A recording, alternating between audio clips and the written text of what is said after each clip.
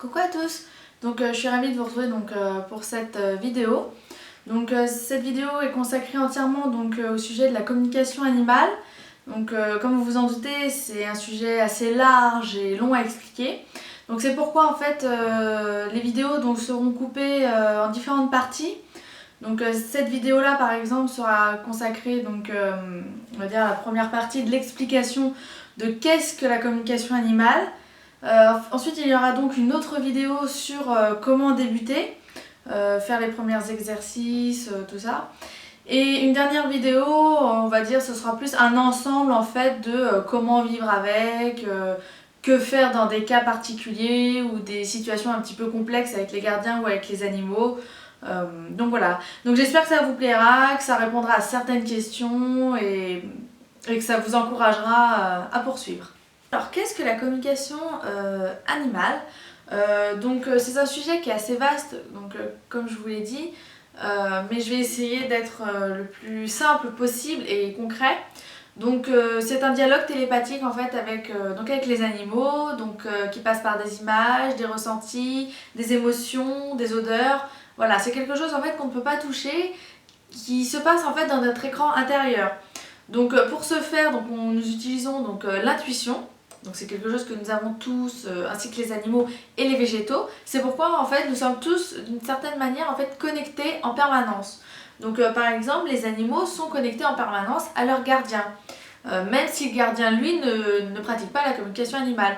L'animal lui entend les pensées et les soucis éventuels de ses gardiens. C'est pourquoi il y a certains animaux qui peuvent avoir des comportements un petit peu étranges selon les situations et que certaines personnes ne comprennent pas.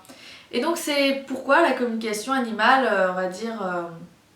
est utile. C'est justement pour essayer de faire le lien en fait entre l'animal et le gardien. En fait on est en quelque sorte un traducteur entre ces deux individus. Comment fonctionne concrètement l'intuition? Alors, c'est vrai que vu qu'il s'agit du monde de l'invisible, il est difficile d'expliquer vraiment ce qui se passe, sans le vivre soi-même. Mais bon, je vais essayer de vous expliquer un petit peu comment ça se passe. Lors d'une communication animale, en fait, on utilise notre écran intérieur, c'est-à-dire qu'on peut fermer les yeux. Au début, on ferme les yeux, On ferme les yeux et on utilise en fait l'écran intérieur. Donc cet écran, on l'utilise des fois pour se remémorer un souvenir. Par exemple, quand vous vous souvenez de quelque chose, même en ayant les yeux ouverts ou fermés, vous utilisez en fait votre écran intérieur. Cet écran, il faut apprendre à l'apprivoiser. Ça ne se vient pas comme ça du jour au lendemain. Certaines personnes ont du mal à visualiser. Voilà, ça s'entraîne le fait de visualiser à l'intérieur de notre écran.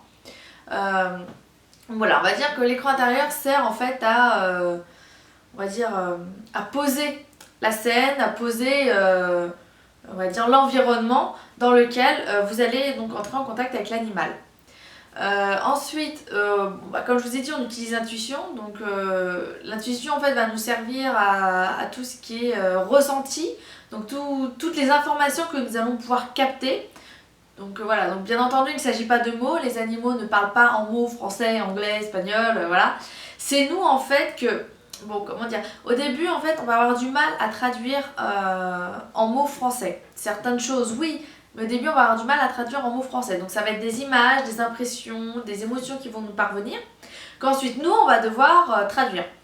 Après avec l'expérience, vous verrez que vous n'aurez plus en fait ce besoin en fait de traduction. Cette traduction en fait viendra automatiquement, comme si l'animal vous parlait en mots, parce que votre intuition elle sera tellement habituée qu'elle traduira automatiquement. Donc forcément après ça va un petit peu plus vite, mais voilà, c'est après de l'entraînement au fur et à mesure.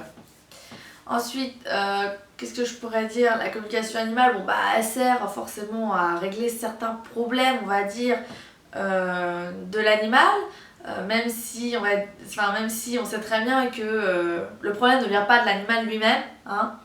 Après par contre les animaux, ça va leur faire du bien de se confier, autre que avec leur gardien, leur manière de faire. Parfois aussi ça permet de remettre les gardiens un petit peu en question sur leur comportement qu'ils ont. au quotidien, que ce soit eux-mêmes ou avec l'animal. Voilà, on va dire que la communication animale doit être là en fait pour aider les animaux, mais également leur relation qu'ils ont avec leur gardien. Voilà, ça doit pas être quelque chose pour attirer la célébrité ou quoi que ce soit. Hein. Faut vraiment garder en tête que c'est pour les animaux, pour le bien-être en fait de vivre avec eux au quotidien. Donc ensuite, donc, je vais vous parler aussi d'une partie. Bon, moi j'affectionne pas particulièrement. Après, chacun ses goûts ou ses facilités. Donc c'est les connexions. Donc les connexions, donc c'est avec les animaux décédés. Donc là, c'est un petit peu pareil. En fait, on procède entre guillemets de la même manière. C'est toujours la tuition, tout ça.